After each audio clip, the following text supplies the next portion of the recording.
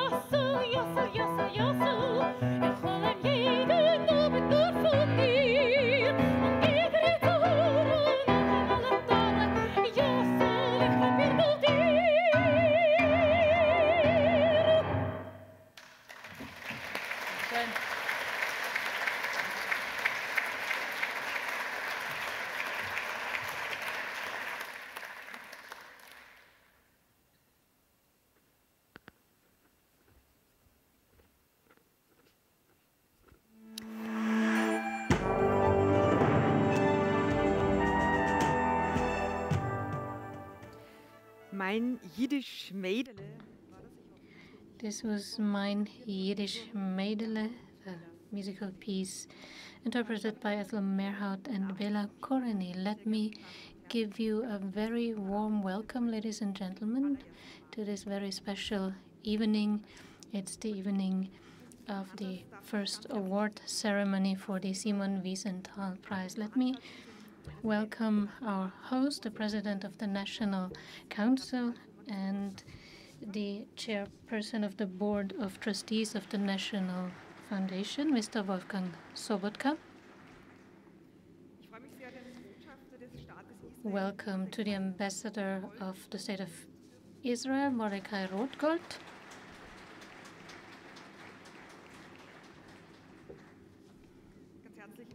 Let me also give a warm welcome to the members of the Simon Wiesenthal-Prize jury, Katharina von Schnurbein, the chair of the jury and anti-Semitism person of the European Commission,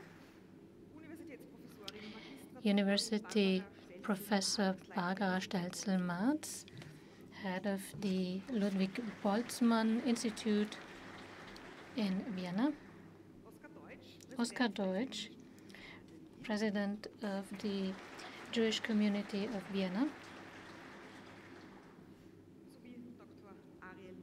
and Ariel Musikant, vice president of the European Jewish Congress.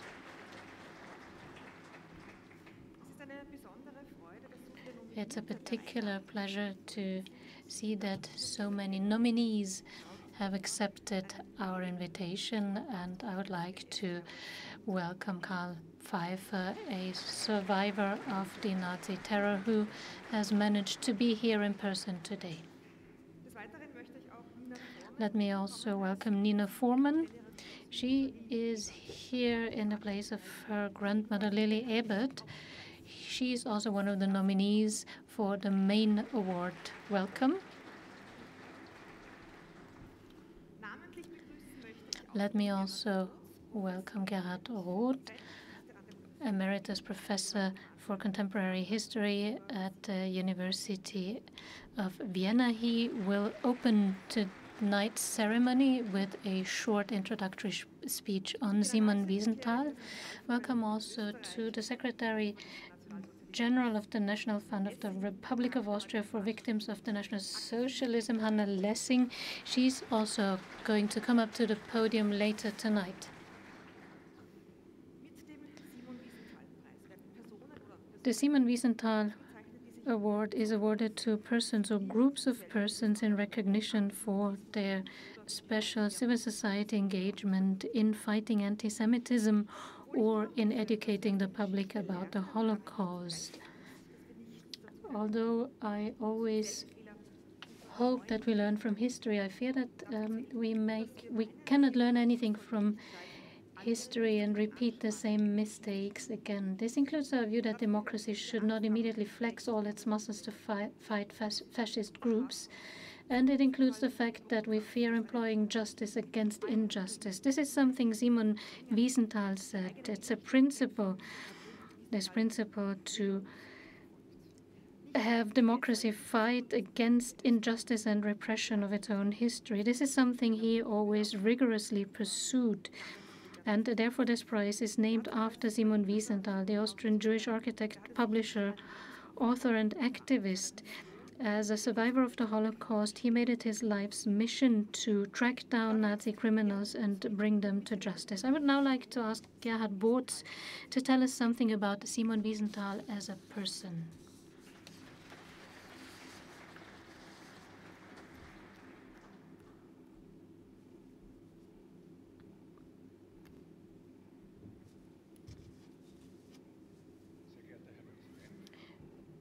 Mr. President, Excellencies,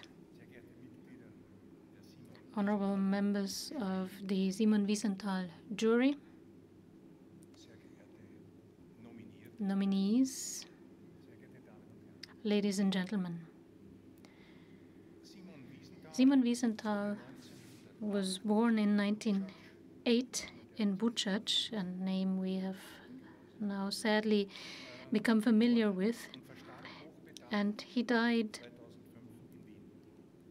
in his old age in the year 2005 in Vienna. I had the honor and was fortunate enough to meet him and to know him for a long time, to talk to him and cooperate with him in many years. His place of birth at the time was part of the crown land of Galicia and Lodomeria, part of the Austro-Hungarian Empire, a region which in the early 20th century was a kaleidoscope of many different people who spoke Polish, Ukrainian, but also including Jews and many other ethnic and cultural minorities. This had led to a long coexistence and mutual stimulation in terms of economic and intellectual cooperation.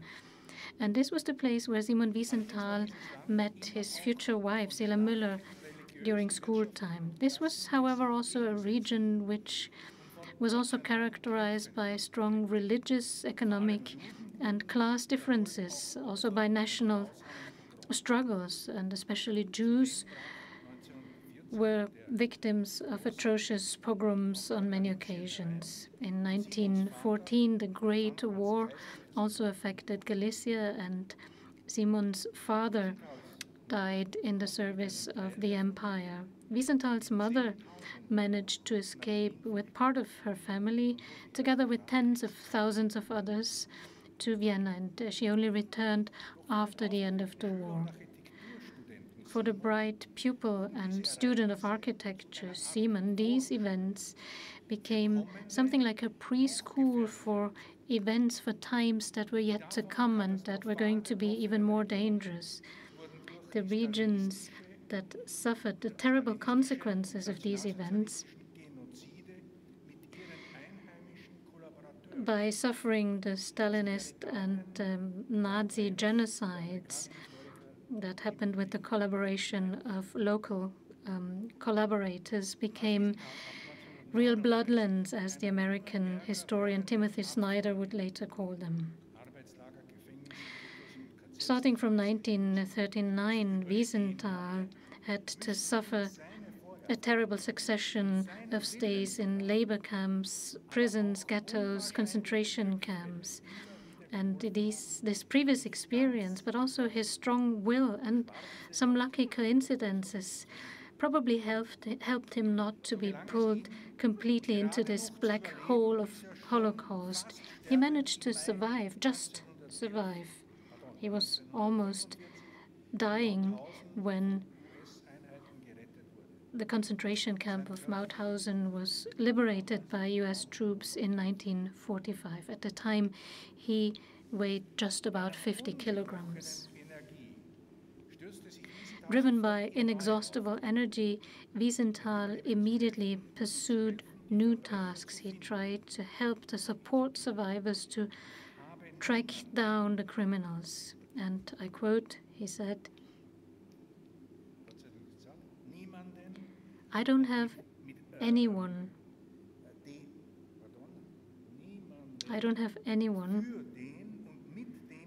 that I would like to live for and live with." This is something he said, and that is also telling us something about the motivation for his work, and I'm going to come back to this later on. He said this before meeting his wife again, who had managed to survive as the only person from his family. Immediately after defeating the Nazi regime, there was a very chaotic situation that was hardly manageable for the Allied troops and others. Many hundreds of thousands of people who had been liberated, many of them still dying, tried to come back to their mutual homes in any possible way, at least to their respective countries. Friends and family and most surviving Jews did not have any friends, any family anymore. But those who had survived would later hear from the witnesses about the terrible atrocities that they had been exposed to.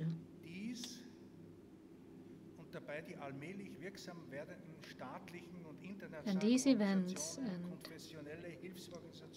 the facts that national, international organizations, relief organizations, support groups were slowly becoming stronger, and it was Simon Wiesenthal's mission to help them, but also to track down SS and people and other perpetrators and to bring them to justice. This is something he made his lifelong mission.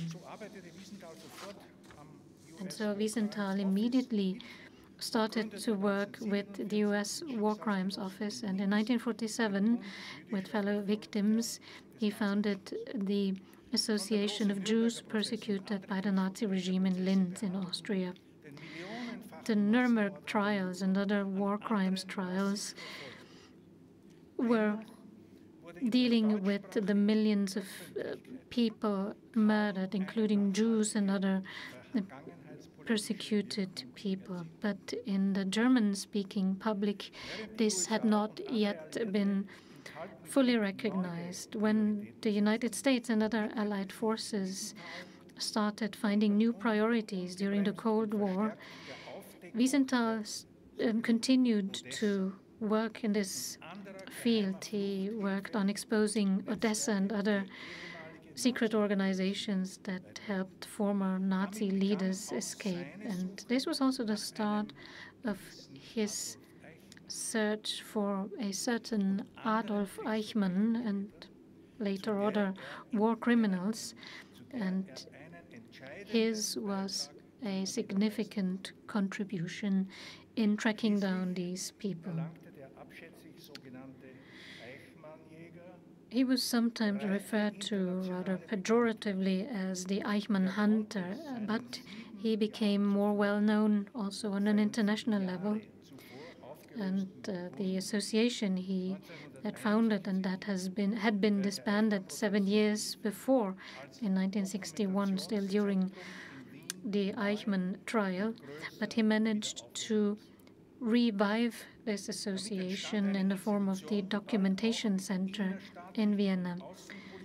And this was the birth hour of an institution that started to cooperate with national but also international bodies in Israel and the United States, but also in the Federal Republic of Germany. In Austria, however, his work fell on deaf ears for a long time, and it was even met with rejection. But starting from the 1960s, it became clearer and clearer that that Wiesenthal as an institution was called to fill gaps that existed in the judicial policy and in university sciences. And let me add that only from the 1970s, also in my field of study, we had a real turning point. And this does not exclude myself, although I think I'm not one of those directly affected. But I think it should be said that we could have done better in the past. The list of his ever more specific publications continued to grow, and Wiesenthal told me in Salzburg back in 1985 that he considered one particular book as the most important book in terms of ethics and the practice of justice and forgiveness. It's a book that is not very well known in this country, entitled Die Sonnenblume, the Sunflower.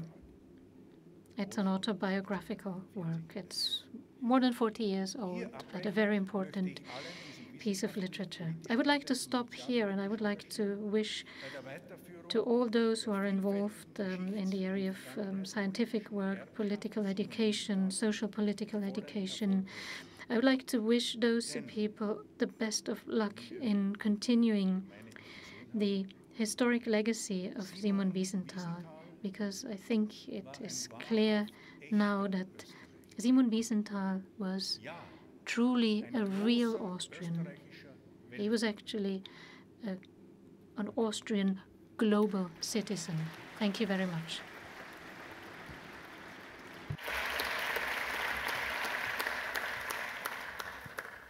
Vielen Dank, Gerhard Boots. Wir haben jetzt sehr viel gehört. Thank you, Gerhard Boots.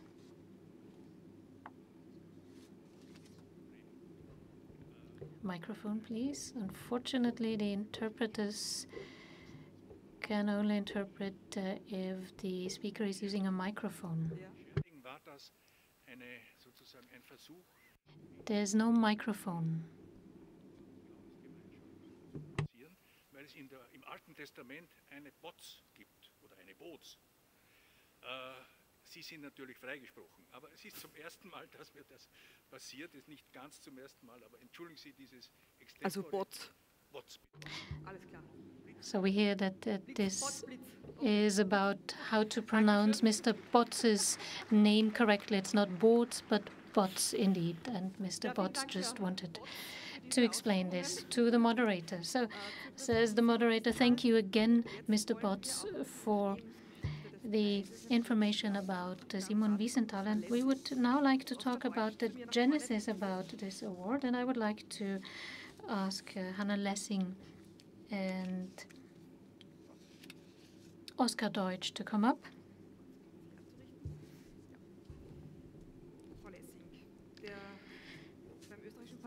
Ms. Lessing, the national fund that has been established at the Austrian Parliament is calling for nominations or applications for the Simon Wiesenthal Award. What about the genesis of this award? Sagt, beim Reden kommen die Leute zusammen. As they say, you always have to start talking about things and then they happen. If I remember correctly, the president of the National Council, Mr. Sobotka, traveled to Israel and met the granddaughter of Simon Wiesenthal, and they started talking and thinking about how to find the possibility to establish an award that would remind us of the Holocaust education work carried out by Simon Wiesenthal. I think that was the starting point, and many discussions later, Mr. Sobotka started bringing this idea to life in Parliament. And in July 2020, the respective law was adopted here at the National Council, and it's a great honor for the National Fund that we can manage this award.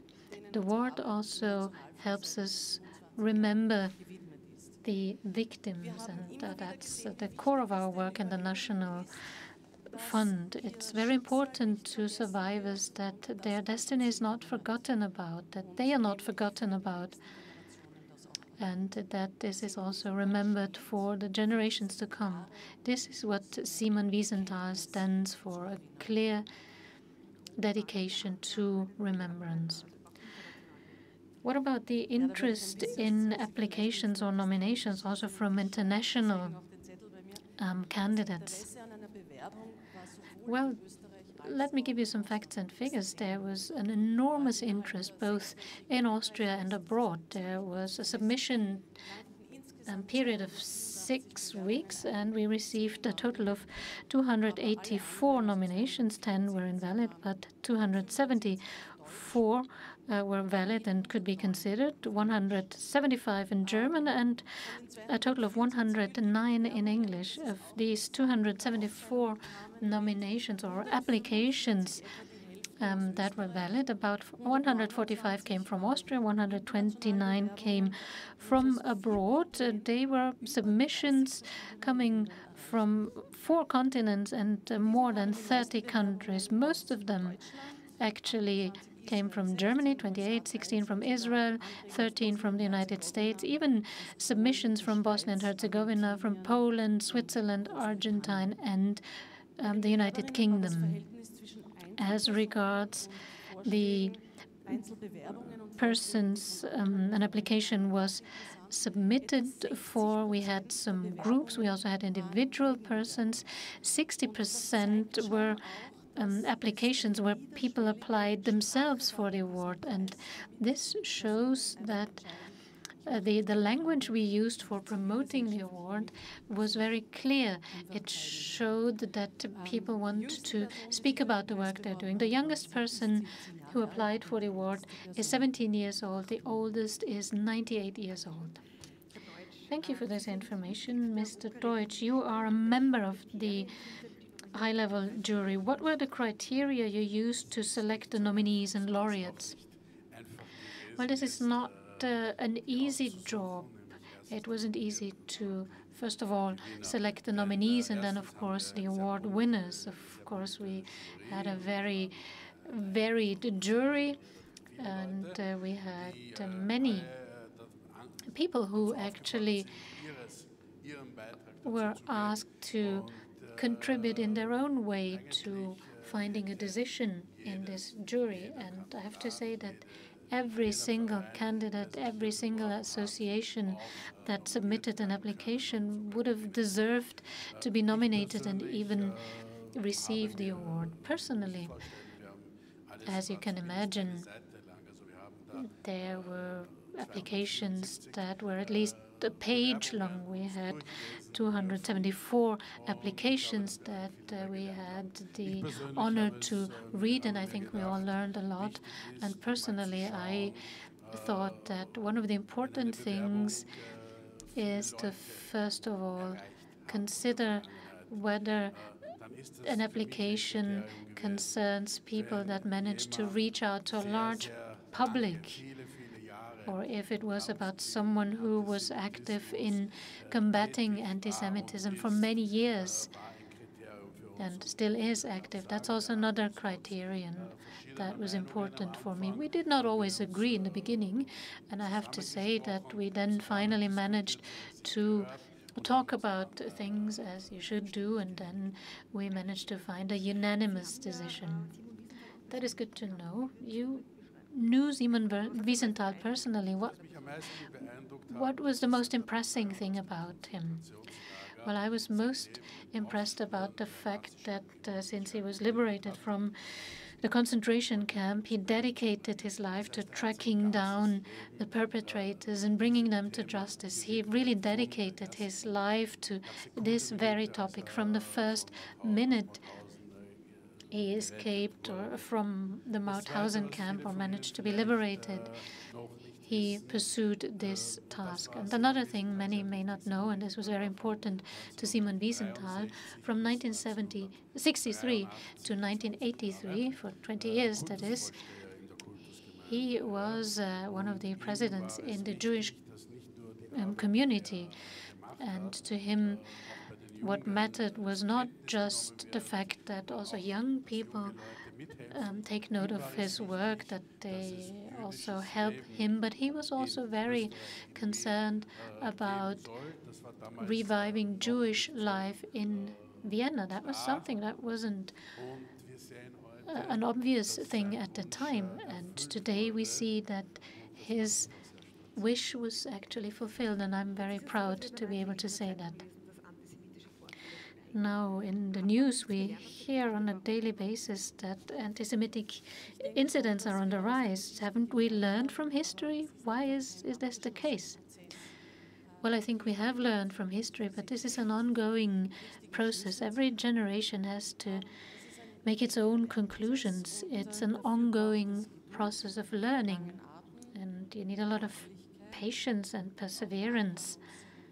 And I think this is another area where Simon Wiesenthal can serve as a model.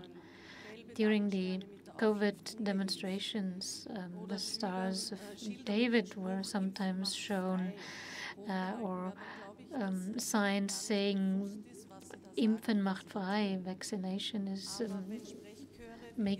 liberating you. That is something people probably didn't even think about, but it's something that revived old stereotypes, and this is something we should take seriously. Of course, you cannot reach everyone. It's a discussion that keeps coming up. Anti-Semitism is not going to disappear, but you can raise awareness and make sure that you go on raising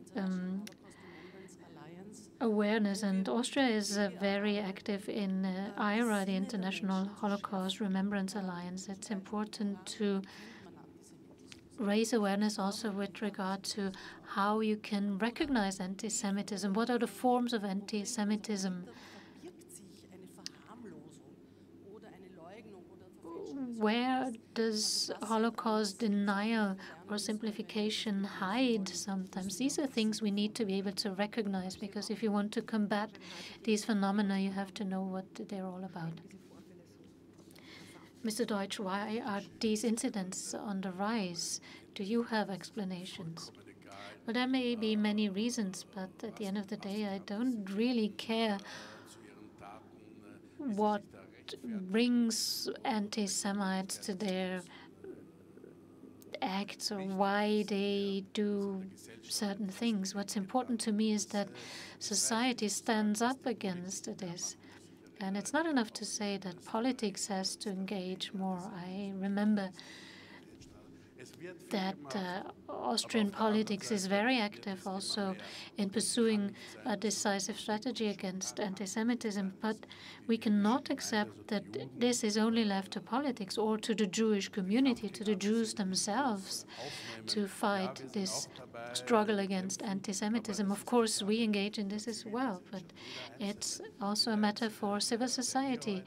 Every single one of us, everyone here tonight, but also every Austrian on the street, is called upon to stand up and to raise their voice. If, for example, during a football match, anti-Semitic things are mentioned, then this should be acted upon. There should be measures against this. Also, if someone is saying something anti-Semitic at a restaurant, I expect that each and every one of us raises their voice against these acts and words. Only in this way we'll be able to reduce anti-Semitism. I've given up hope, the hope that we will be ever able to eradicate this cancer of anti-Semitism. Just like cancer, it keeps growing. But we have to keep fighting. And as I said, everyone, every single person on this earth, not just in Austria, because it's not a problem confined to Austria, every single person on earth is called upon to fight against this phenomenon. You say anti-Semitism is a chronic disease, and this prize, which is now being awarded, will that have a positive influence? I think it's very important. We see the large number and the diversity of people, of institutions, associations. You told us the statistics, and that was just the beginning. More is to come. So many are fighting against anti-Semitism, and still it's not enough. It's never enough. As I said, we can all try to make our contribution, and then I hope that at one point in time things will fall into place, and there will be a click, and we can bring down anti-Semitism. Perhaps a final word about anti-Semitism? Well, for me, anti-Semitism means we need to inform about what we are talking. I think that many people are engaging in anti-Semitism without knowing that they're doing that. And this prize, this new attitude of Austria is brought to bear.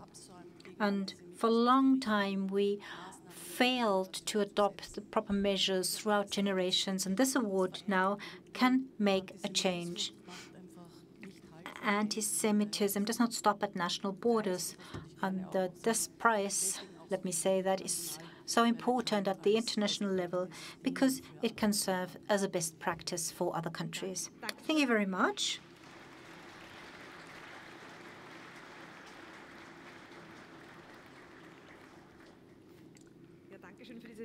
Thank you for these valuable inputs. We will continue with another piece of music.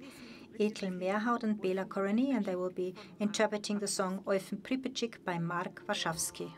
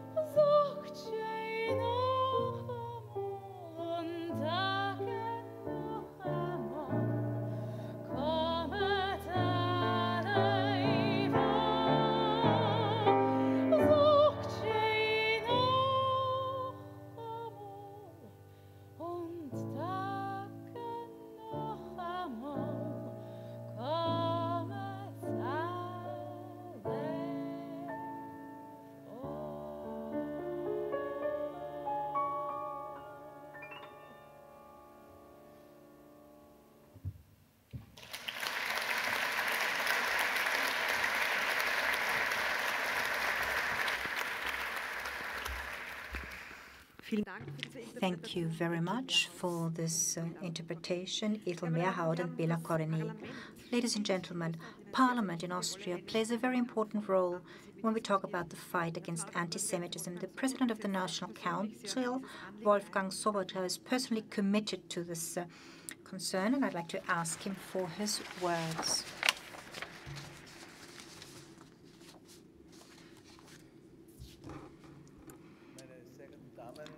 ladies and gentlemen, distinguished guests from all countries of Europe, I am pleased and delighted that you have found your way to Vienna, to Austria and the Austrian Parliament. Karl Pfeiffer, it's an honor and a pleasure for us that you, as a Holocaust survivor who have contributed so much to providing information and education about Shoah and the NS crimes for our young people. We are delighted that you are here today with your spouse. And a big thank you to everyone who cannot be here today, but who've sent representatives. Your Excellency, I'm pleased and delighted that you found the time to come here tonight. Members of Parliament, of the Federal Council, members of the panel of jurors. It was important for us to find people serving on the panel of jurors who have expertise in this area. Katharina Schnurber, the European Commissioner of the Commission in the fight against anti-Semitism, has declared her willingness to take on this task. So a very big thank you to you and also to the dedication and commitment of the members of the panel of jurors, President of the Jewish community, representative of the Wiesenthal family, and Dr. Musikan, the Vice President of the Jewish Congress. I think I forgot somebody. Well, we thank you for taking on such a task. It's a delicate task. Professor Botz, thank you very much to you for your readiness to give a lecture here tonight. And I know from your seminars and from your lectures how in the 1970s, in the beginning, you dealt with this subject matter. Thank you for being here. And the head of the Documentation Archive of Austrian Resistance, I'd like to welcome him as well. That is an institution that has shown us a lot on our path. Has a similar history as Simon Wiesenthal, and ignorance, not taking note of events and facts is something you are fighting, and you have garnered academic excellence and reputation in this field. For centuries, Jews enriched life in Austria, in business, economy, culture, and also science. And they still do that today. It's a small community. Measured in a European comparison, it's a very active community, and it must be our task to have this Jewish life in Austria put center place in society. And as they contributed, they were displaced, they were marginalized, they were subject to hatred, to smear campaigns, and eventually they had to suffer the impact of the violent Nazi machinery. After 1945, they were not asked to come back, and little was done back then to compensate their losses, human tragic losses. Earlier was said, there's nothing you can do but to be ashamed. But also the material, the financial losses were not compensated. And 77 years after the end of the Shoah, we are seeing today that anti-Semitism is again becoming much more manifest in Europe.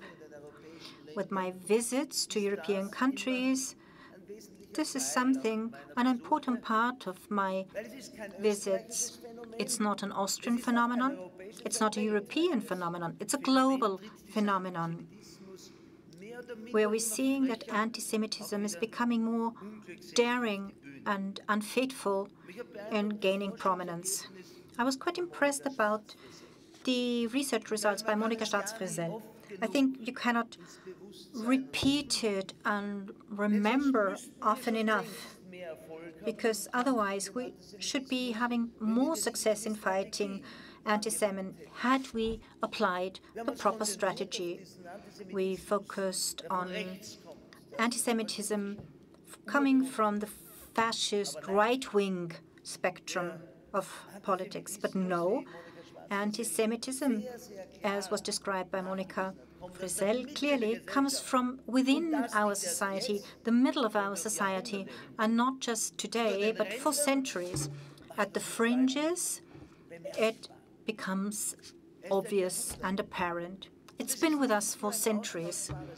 This is not just a prejudice, a replaceable prejudice, a racist idea or notion. No, it's a singular cultural, historic way of thinking that is deeply rooted in the center, in the very heart of our society, as was formulated by Monika Schwarz-Frizzell. And this is something we should be aware of. We feel the impact, but where does it all come from? And that is something where you need to ask yourself, where does it happen in my immediate surroundings? Where has it happened already? It was found in scientific research that anti-Semitism is deeply anti-democratic. And this is why it's one of the most noble tasks of Parliament, if we commit ourselves to democracy, that all anti-democratic tendencies are strongly fought with and counteracted. And there are many. But one that has persisted throughout centuries and manifested itself in the same stereotypes, right, left, and also in the form of migrant use of language. And that means that at all levels there are issues we need to fight, where we need to counteract. President Deutsch mentioned it. The Austrian Parliament, the Austrian government has commissioned the development of an anti-Semitism strategy. In the democracy workshop, the Austrian Parliament set up tools and workshops dealing specifically with this issue, and also confronted schools on visits. We have a very strict law that forbids National Socialist activities. Studies were carried out, and the two recent studies were on sentiment in Austria regarding anti-Semitic attitude. Might have gone back here or there, especially when we talk about secondary anti-Semitism. But what we see quite clearly is that the internet has become a new platform that is most difficult to fight. Clearly, what we see there is hatred and an unconditionally centrally acting anti-Semitic sentiment that has gained ground. And you wouldn't believe which platforms actually have set up and are concealing themselves under the heading of anonymity. Karl Popper once said, tolerance, yes, but not vis-à-vis those who are intolerant. That is the limit of tolerance. And it must be a concern for all democratic spirits to use any and every opportunity to speak up and stand up against anti-Semitism. And if we're not successful, we have to ask ourselves, what else should we be doing? Dr. Deutsch rightly mentioned it. As long as we don't muster up the courage at football grounds, at soccer grounds. And I'm delighted that our football team is one of the nominees, understanding what this is all about. If not in every inn, in every restaurant, in every talk, in every discussion in the public or semi-public sphere, in the private sphere, speak up against that clearly, we will not be able to succeed fighting this phenomenon which has existed for centuries. And this is also owing to the Catholic Church. This negative attitude will never be effectively overcome.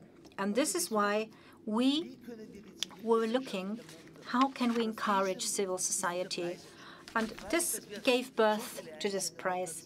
I'm delighted about the many applications we have received. This shows the depth and the breadth of what was not possible in earlier times. And this event will be followed by a publication. We will encourage others to follow suit.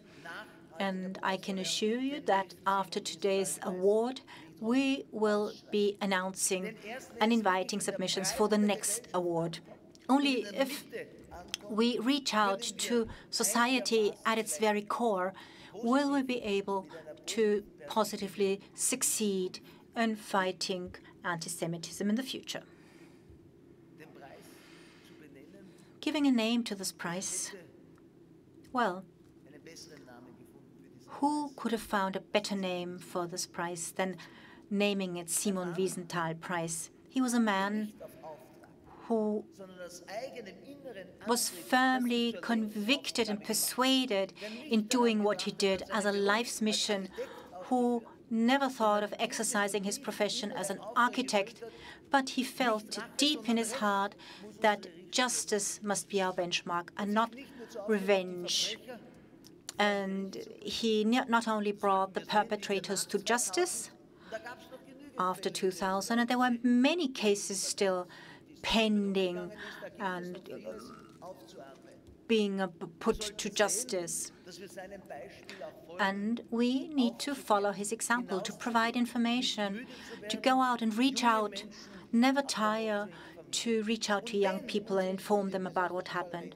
And if the service and the studies of our Austrian Parliament have had one positive effect, is that young people who have more education, who know what anti-Semitism is and where it comes from, they show less anti-Semitistic attitudes. And could I ask you all today, not only as award winners, but also as audience, as listeners, as those who are logged on, to go out and to think for yourself, what is your contribution? What contribution can you make? A lot has been said about Simon Wiesenthal. Just one other fact I'd like to share with you. Simon Wiesenthal was somebody who was never afraid of engaging in confrontation, who was never afraid of overcoming obstacles. And he was somebody who showed us where Austrian history needs to start. And this prize is an honor, a distinction for the work he did. Of his person, he gave us something back. Too long did we think in terms of being a victim. It's never too late. And I think that this award, this prize can be awarded is an occasion of joy for me and for everybody who made a contribution. I'd like to include every one of you here in this room. By your presence here, you have committed yourself. And President Deutsch mentioned this already. It's not just the task of the Jewish community, it's our task, the task of the majority society to find a clear position. And only once we have achieved in making Jewish life visible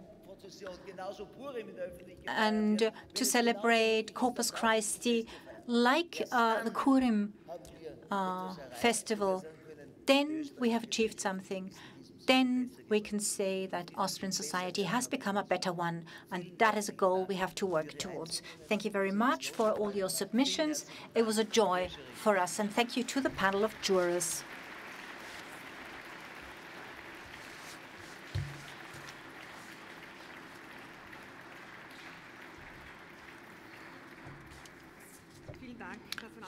Thank you very much, President Sobotka.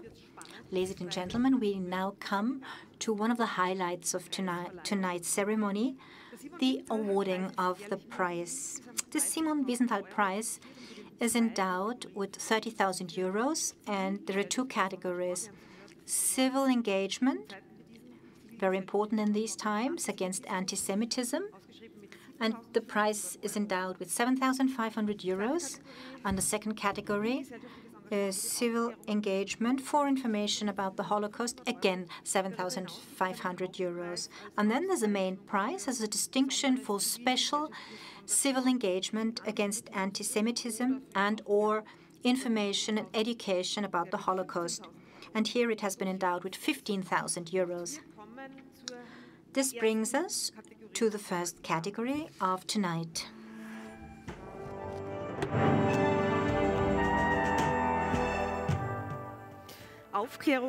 Education about the Holocaust, special engagement. Could I ask Professor Barbara Stelzel-Marx to the podium? You're a member of the panel of jurors. And could I ask you to inform us about the nominees and the award-winning candidates?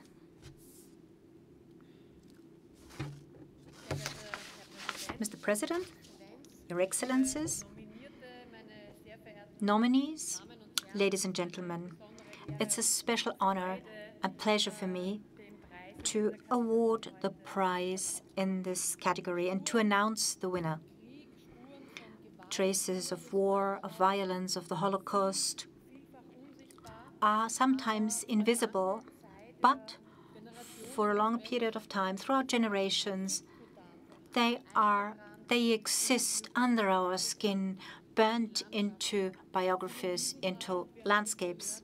We've heard it. Simon Wiesenthal made it his life's mission to unearth those traces and to remember the victims, to deal with the Holocaust and take it forward.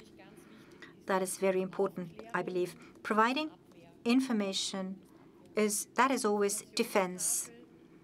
You have a board providing information in Rechnitz, and only what we remember is what makes us learn, not what we forget. In this category, education about the Holocaust, there's a wealth of submissions we have received, 56 altogether from Austria and abroad. Many are here today amongst us. 10 were shortlisted, and all of them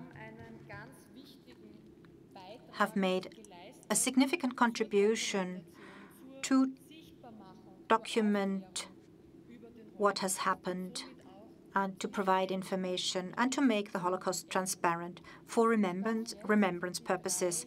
Could I now mention and announce the 3 nominees in these categories? We had a real struggle within the jury before we found agreement. Could I now announce the 3 nominees for the prize on civil engagement on education about the Holocaust? Refugius, I'm aware you all are well aware of what they do, the Remembrance Initiative in Rechnitz, and for more than 30 years they have been working towards remembrance of the massacre in Rechnitz. It's a synonym for the death marches of the Hungarian Jews just before the end of the war towards the Mauthausen concentration camps. It was a fight against Holocausm right at our doorstep. For 3 decades, Refugius has been remembering the atrocities that happened in Rechnitz. And it teaches us about the dangers of racism and anti-Semitism, something so important as we've heard today. And in doing so, it underlines the value of democracy. The second candidate is the Central Austrian Research Institution on Post-War Justice. And I see here a large number of representatives of that research institution on post-war justice. It devoted its activities to the spirit of Simon Wiesenthal, and that for many years. Its purpose was to record and document the files of post-war justice, to put them into archives and to analyze them. That was a significant contribution. And again, we see this close link to contemporary times, to the present, So not just leaving it at looking at post-war justice, but from history, projecting into the future, dealing with war crimes, violations of human rights, things that have gained a sad topicality today. And then the third nominee, Zikaron Basalon. It's Hebrew, and it stands for Remembrance in Your Living Room. Here is an example. A new, personal, private possibility to remember people who gather together with their friends, with neighbors, with the family, and they remember what happened during the Holocaust at home. That is something that regularly happens in 65 different countries. These are the three nominees in this category. Refugius, the Central Austrian Research Institution on Post-War Justice, and Zikaron Basalon. And I'm absolutely delighted now to tell you that the prize goes to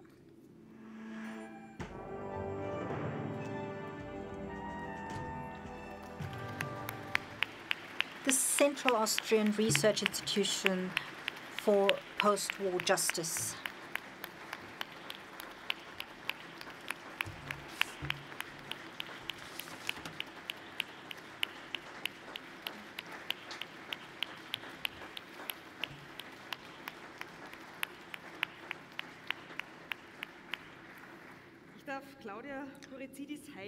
Could I ask Ms. Claudia Kurizidis-Haider to the podium to accept the award?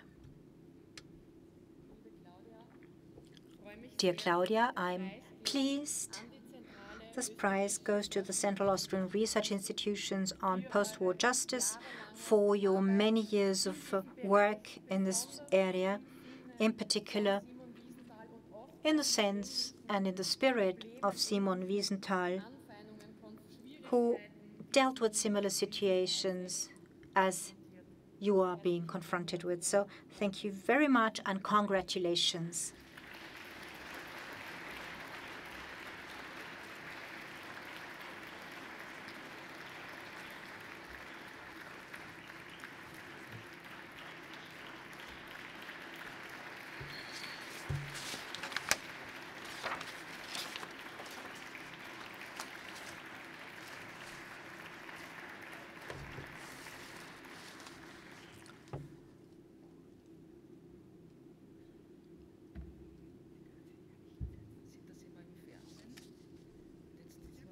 Sometimes you see things on television, and now I'm standing here in person, so it's a big honor for me indeed to speak to you, Mr. President, Your Excellencies, members of the panel of jurors, colleagues, friends. I am absolutely delighted to accept this award on behalf of the Austrian Central Research Institution on Post-War Justice in the category of education on the Holocaust. This research institution on post-war justice was set up in 1998, and what could be more honorable than one day before our 25th anniversary to receive this award? Of course, it is not me alone who is this research institution. I'd like to mention my colleague, Dr. Wilfried Garscher, who started to work on the research institution by founding it 25 years ago and who has been heading it to this very day. We both had the honor of meeting Simon Wiesenthal in person.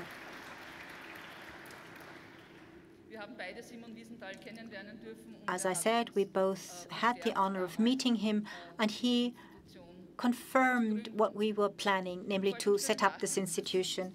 This research institution is not a university institution.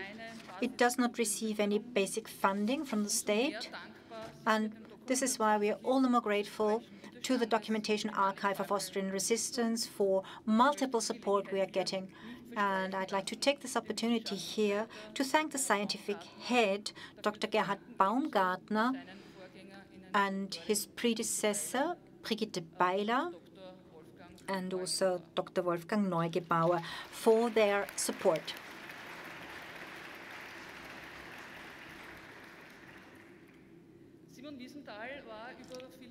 For many decades, Simon Wiesenthal used to be the non-loved face of addressing the National Socialist crimes. We've just heard that from Professor Potts in his introductory words. He criticized the Austrian judiciary when it came to many cases that were actually closed before charges were brought. And then there were scandalous judgments in the 1960s and 1970s.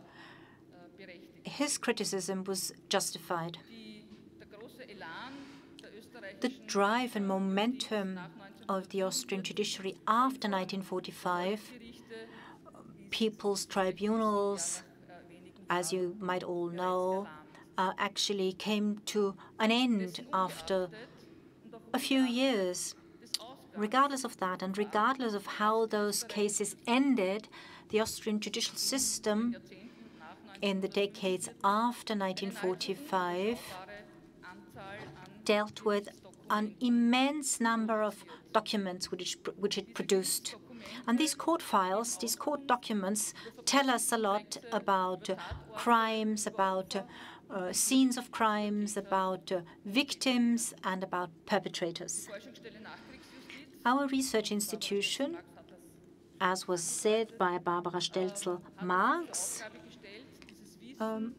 had a mission, has adopted its mission to pool and bundle all the knowledge in those files, to process and work on that information and make it available for historic research.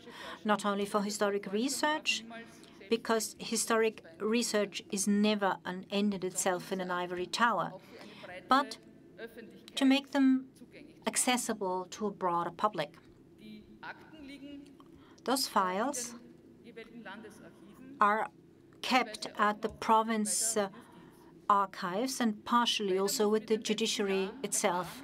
Unfortunately, we had to learn in recent years that some province archives, and the Vienna State and Province Archive is a much lauded exception, actually restrict access to the files, as was the case some years ago.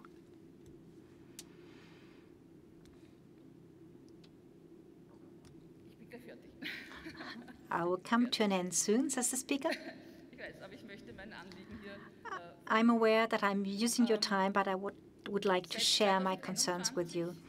Since 2021, there has been a possibility in Germany to have judgments on anti-Semitic atrocities being available online. We believe that this should also be possible in Austria. In the next few years, we'll be working exactly on that to ensure that judgments are printed and accessible online and that they are scientifically processed. For that, we will need financial support, but also the support from policymakers so that the problems I addressed can be overcome. This Simon Wiesenthal Prize serves as an encouragement, as a motivation, and also an obligation to carry on our scientific work in the spirit of Simon Wiesenthal. And for that, I'd like to say a big thank you.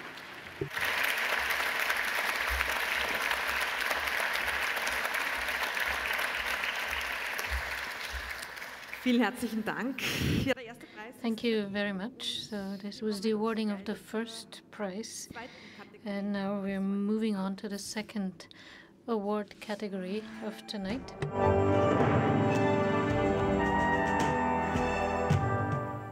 Besondere Verdienste im Kampf.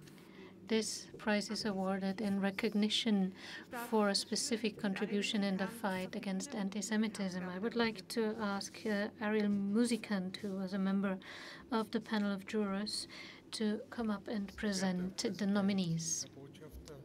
Mr. President, Ambassador, Rabbi, dear Katharina, President, members of the jury,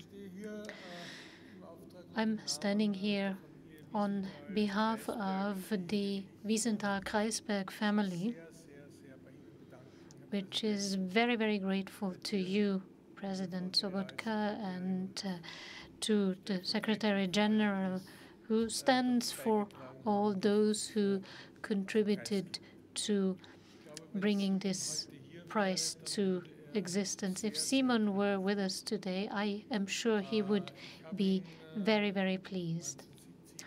I met him in 1970,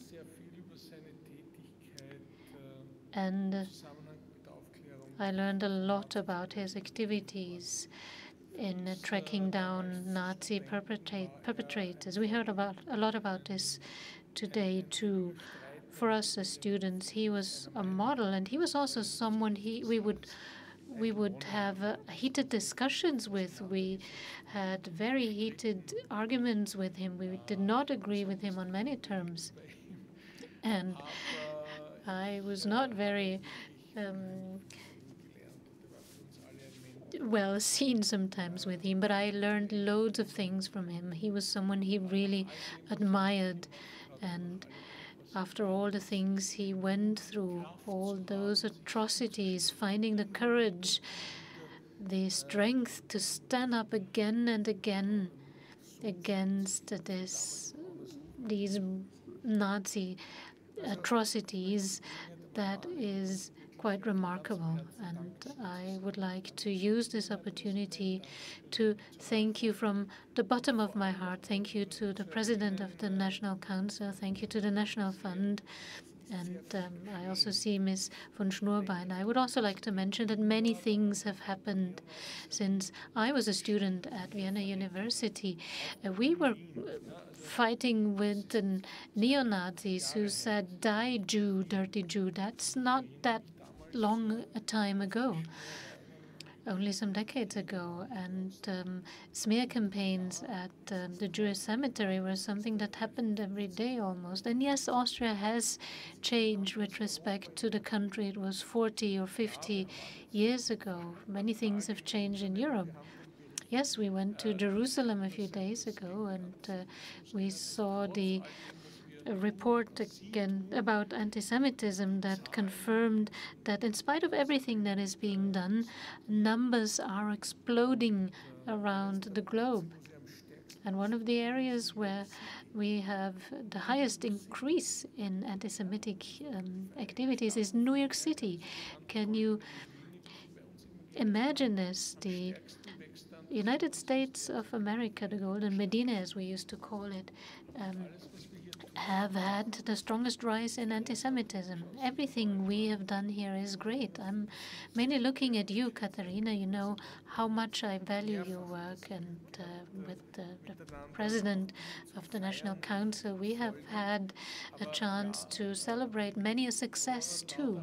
But Ronald Lauder, on Monday, in a meeting of the World Jewish Congress, said that we also have to be aware of the fact that anti-Semitism has become something that isn't really mentioned that much anymore by many.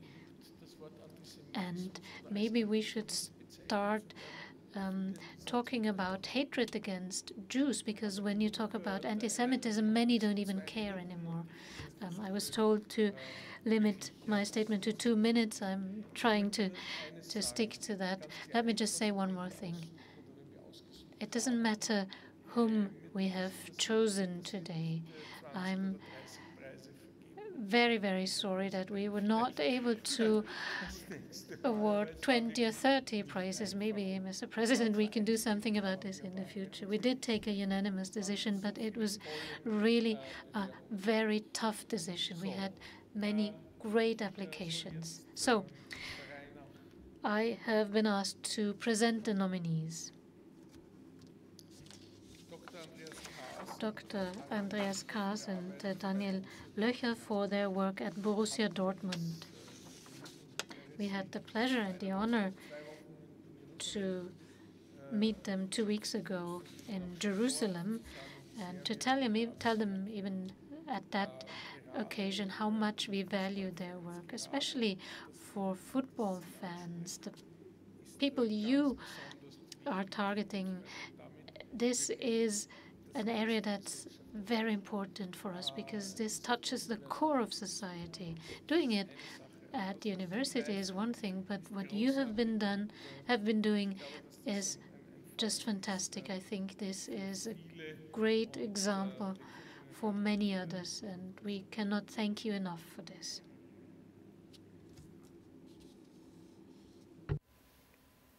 Das schwedische Komitee gegen den Antisemitismus. The Swedish Committee Against Anti-Semitism uses the digital information and educational material Anti-Semitism Then and Now to convey knowledge about anti-Semitism from a historical and contemporary perspective, thus creating an understanding of the problems and dangers of anti-Semitism. They also aim at strengthening the ability to recognize and react to anti-Jewish ideas and attitudes. It's hard to believe, but one of the hotbeds of anti-Semitism a few years ago was Malmö, a Swedish city, and a large part of its Jewish community actually left that city. Just think about this liberal country that accepted so many Jews during World War II, and then Malmö has had a situation where the rabbi was attacked physically on several occasions.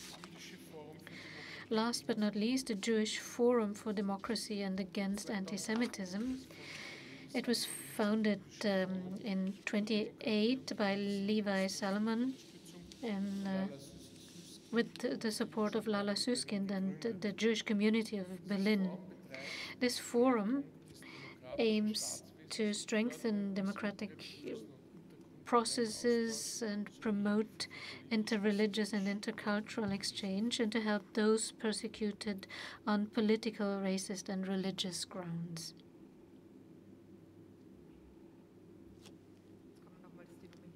And we can see the nominees again. And I'm very pleased to announce the winner. The Jewish Forum for Democracy and Against Anti-Semitism has been given the award.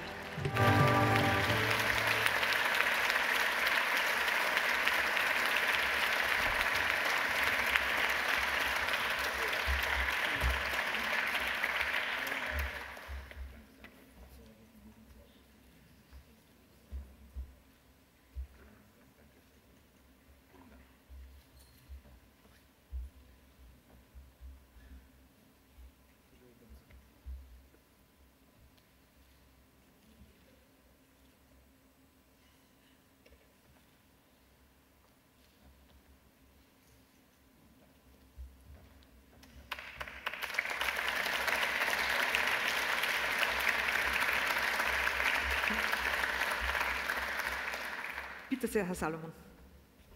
Mr. Salomon, please. The floor is yours.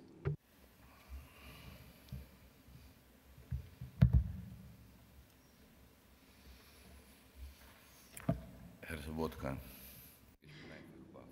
President Sobotka, I'm lost for words. I don't know. What can I say in times like these? Many thoughts come to mind, many memories. It's not easy. And not just for me, but for all of us. We live in particular times. When I think of the Jewish Forum and of my colleagues, when I think of the work we're doing and what we want to achieve, then many things come to mind. Well, what are we doing? Well, firstly, we simply observe. We are involved in a monitoring activity. We look at what is happening. Then we go on the street and we use cameras to monitor and observe what is happening on the street. And many things that happen on the streets are quite worrying to my mind, are unpleasant. Bad things are happening. And we're trying to publish what we recorded. We're trying to raise awareness about certain phenomena, anti-Semitic tendencies, racism, right-wing radical activities. We are trying to raise awareness in the public and to win over the public for the right countermeasures. And the next step then is to engage in in-depth analysis, in awareness raising. The next step is to draw up learning materials, teaching materials, because what matters is our future. And young people, the group of 14 to 27-year-olds, we're trying to reach out to them mainly, and we're drafting teaching material and concepts. We're going into schools, universities. We try to talk to students there, organize workshops and seminars. We're just trying out our ideas. And then we're going back home or to our offices, and we reflect on what we did, on how it went, on what we can improve or maybe change. We redraft our texts and go out again, analyze again, try out again, and then the years go by. And at the end, we come up with some pedagogical and teaching material and concepts that work.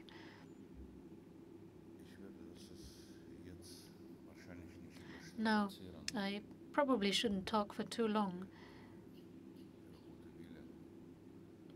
and abuse your patience, but I would just like to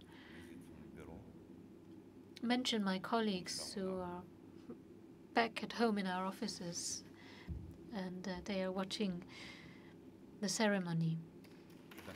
Thank you.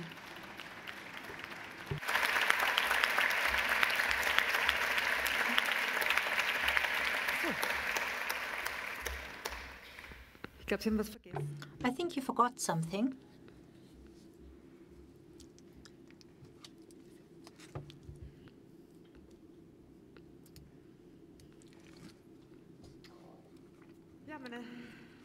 Ladies and gentlemen, we are now approaching the end of this evening and the highlight, the main prize of tonight.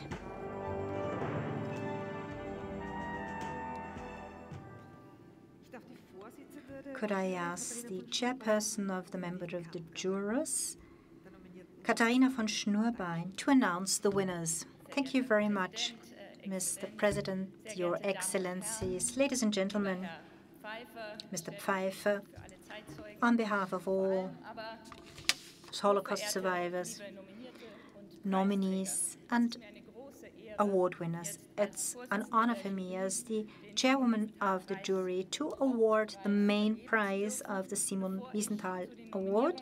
And before I move to the nominees, I'd like to announce one thing on part of the European Commission. All European nominees will be invited to take part in a civil society forum for further networking.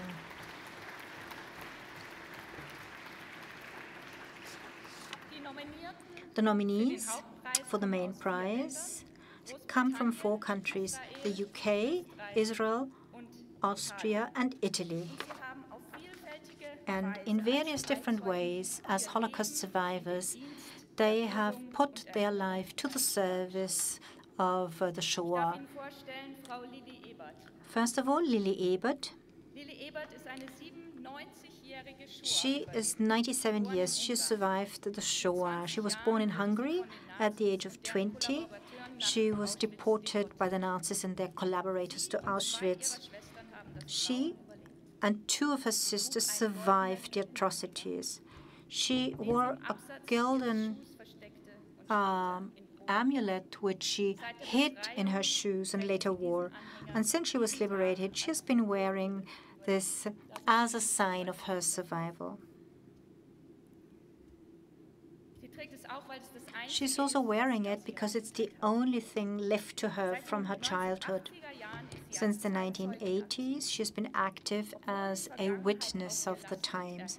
Although the past is a burden on her, she stands up and speaks up ever so often against anti-Semitism. Together with her great-grandson, Dov, she's highly creative in doing so, and today, via Twitter and TikTok, she reaches out to millions of followers. A true influencer at a high age.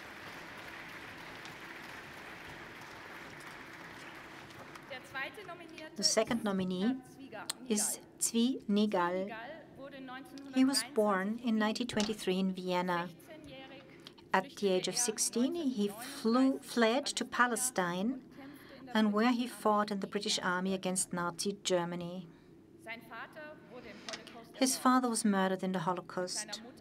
With his mother, after the Shoah, he was reunited in Israel. In 1946, he returned as a British soldier to Vienna.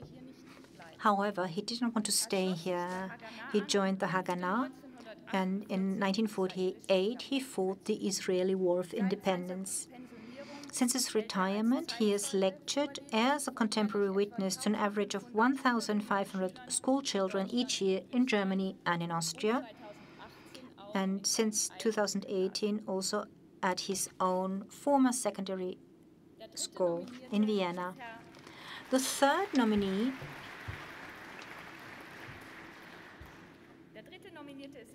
is Karl Pfeiffer. He was born in 1928 in Baden, near Vienna. In 1938, he fled to Hungary with his parents. He managed to escape to Palestine and returned to Austria in 1951, 6 years after the end of the war. Karl Pfeiffer is a journalist. From 1982 to 1995, he was the editor of Gemeinde, the official newspaper of the Jewish community of Vienna, in the early 1990s and until 2005.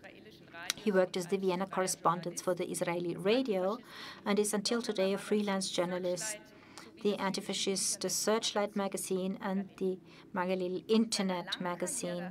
During his long journalistic work, he made public and was a witness of the disclosure of Nazi crimes.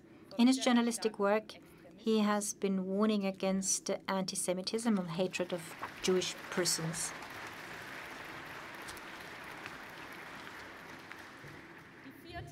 And the fourth nominee is Liliana Segre.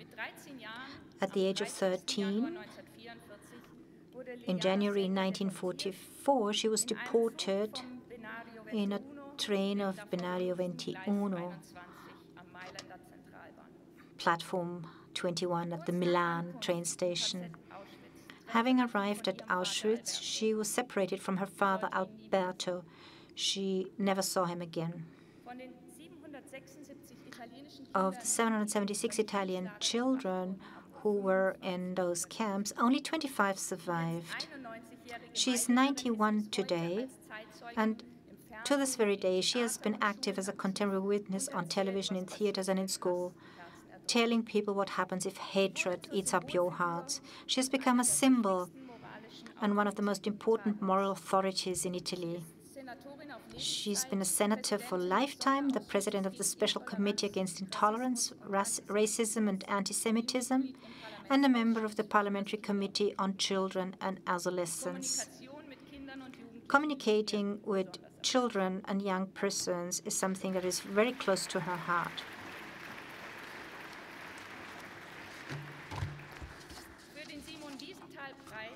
The winner, we've received many interesting proposals for the Simon Wiesenthal Award, so we faced a difficult choice. But one thing was clear, and we reached unanimous decision. The main prize of the Simon Wiesenthal Award in the first year of its existence should be awarded to all 4 Holocaust survivors.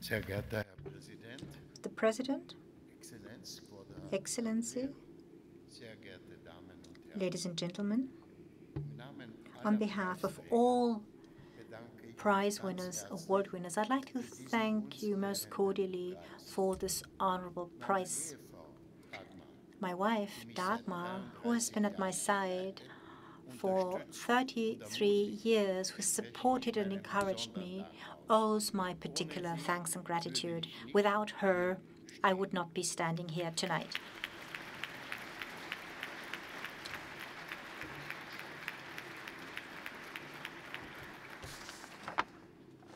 als im November 1996 In November 1996, my first book, Nicht immer ganz bequem, not always comfortable, was presented to Parliament here, the Green Party, and when Simon Wiesenthal gave the laudatory speech, nobody could imagine that any prize would be named after him, and I would have this wonderful honor of presenting it and accepting it.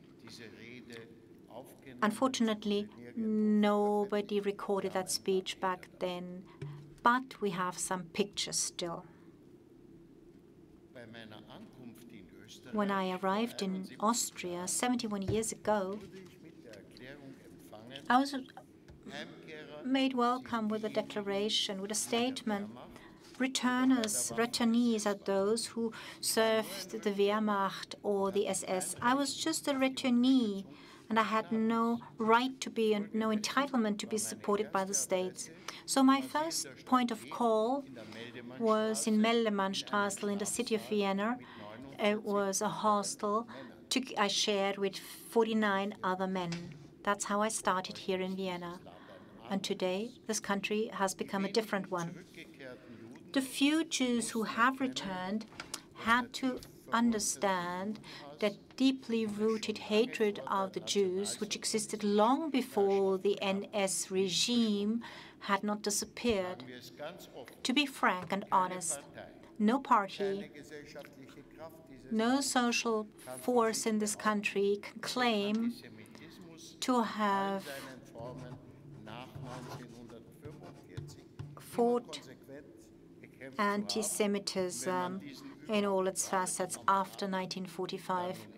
And if they perceived such anti-Semitism, is always with the political opponents. Today, it is understood that the hatred of the Jews is a problem of society at large. The very fact that I'm standing here today accepting this prize clearly shows that ever since returning, many things have changed. And these changes are something I notice when I go to schools as a Holocaust survivor. The Republic is making great efforts to convey values of democracy to pupils. Pupils listen interested when I speak to them, and often even with empathy and being concerned and affected. 240 years ago, Alois Blumauer wrote in his observations about the Enlightenment in Austria, forgetting about things that used to be inculcated in your head requires a lot more time than learning new things. Prejudices and misconceived ideas that were fought, like the hatred of Jews that comes from the core of society, are still here and prevail today. They can be repressed with patience and with intellect. And this is something that can be achieved. As we know from our fathers, it's not for you to complete everything, but you should not do nothing. Thank you very much.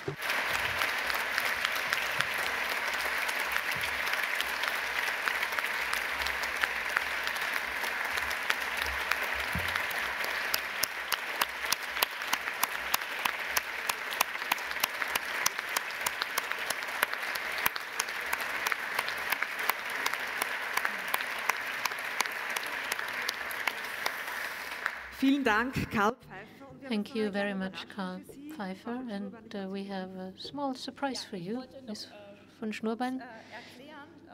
Yes, I wanted to briefly explain that this prize has been accepted by Karl Pfeiffer on behalf of all four winners, but we as the jury decided that they should receive this prize also in representation of all survivors and witnesses, and as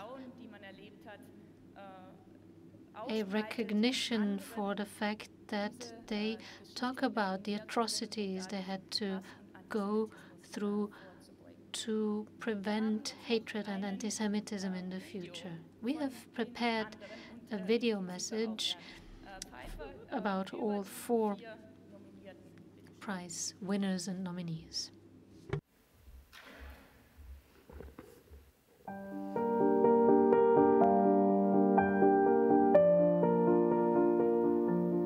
Thank you very much to awarding me the Simon Wiesenthal Prize. Thank you very much. I appreciate it. Und da habe ich eine Genugtuung, and I felt somehow a sense of confirmation that my generation managed to change this. If a Jew has to escape, to flee, nowadays they find a place where they are accepted with open arms. Thank you.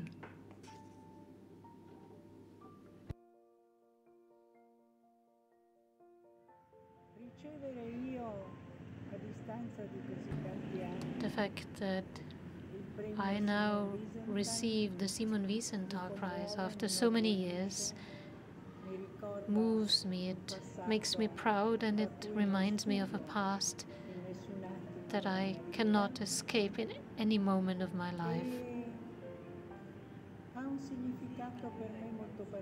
And it has a very special significance for me.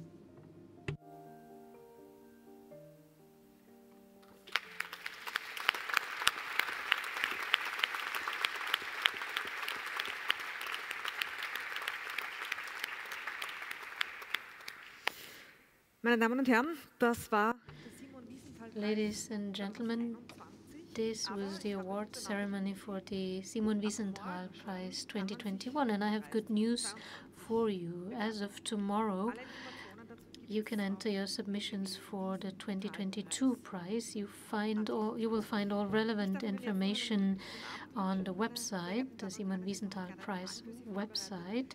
I would now like to wish you a very pleasant evening. We have prepared a small reception in the hall next door, and we will finish this ceremony with a piece of music by Ethel Merhout en Bella Corani. O Mame, bin ik verliebt.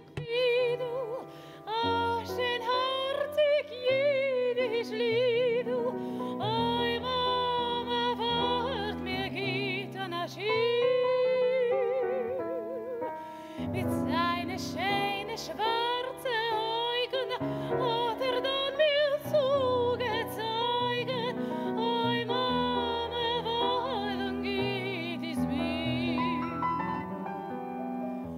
Und wenn sucht, hey du Mädel, bist doch so lieb und edel, und sein Spielen kriegt in Herzen mir rein.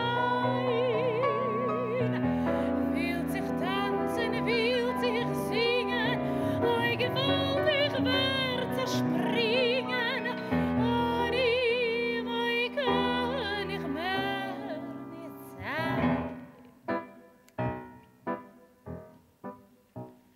Oi Mama, bin ich verliebt.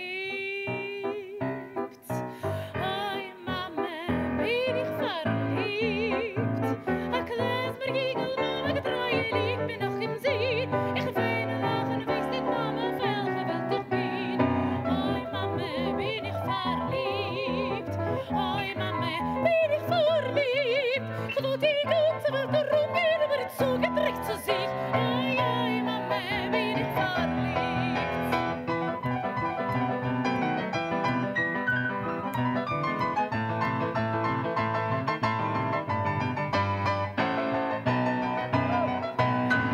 Mama, bin ich verliebt. Oi Mama, bin ich verliebt. Ich will die ganze Welt herumgehen, aber jetzt zugedrückt zu sich.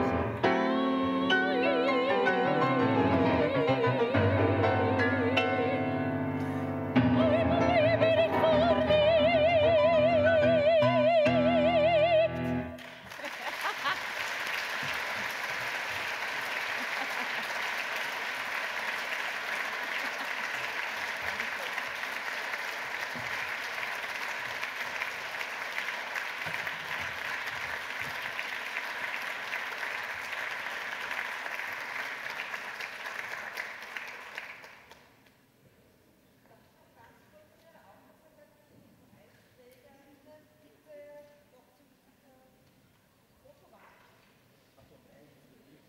Es werden noch ein paar Fotos geschossen.